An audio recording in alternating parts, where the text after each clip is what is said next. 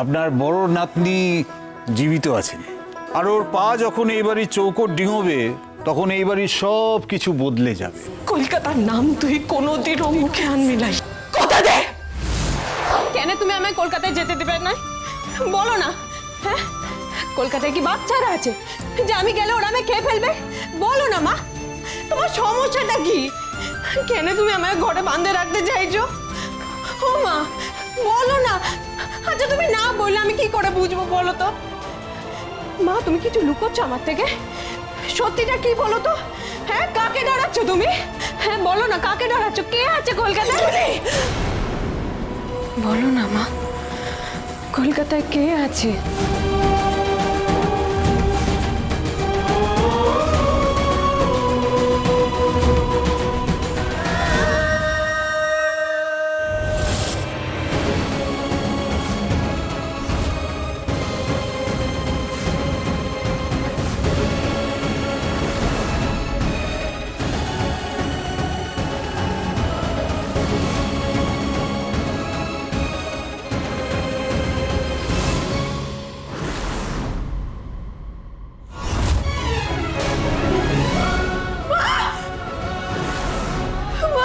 কি করছো কি? ফেলো না, ফেলো। তোর কি মাথা খারাপ হয়ে গেছে? ছাড় ওটাকে, ছাড়। বাবা, এখান থেকে যাও তুমি। এটার মধ্যে তোমার ঢোকার দরকার নাই। তুই আমাদের সবার ভালো চাস,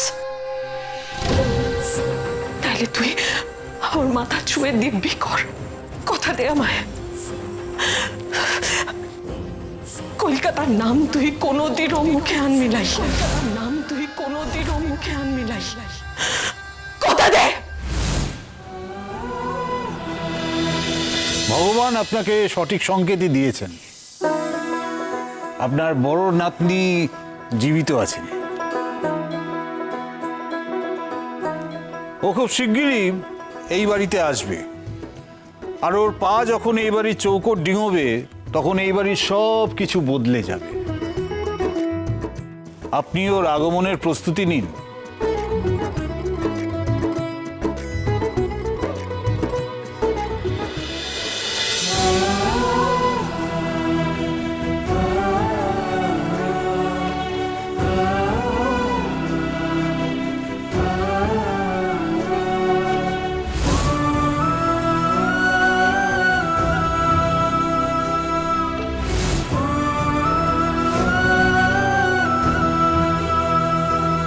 দাঁড়া, কি করছিস কি তুই? কি করছিস কি তুই? মাথাটা পুরো খারাপ হয়ে গেছে নাকি? নিজে কষ্ট পাচ্ছিস আর এটা কষ্ট দিচ্ছিস?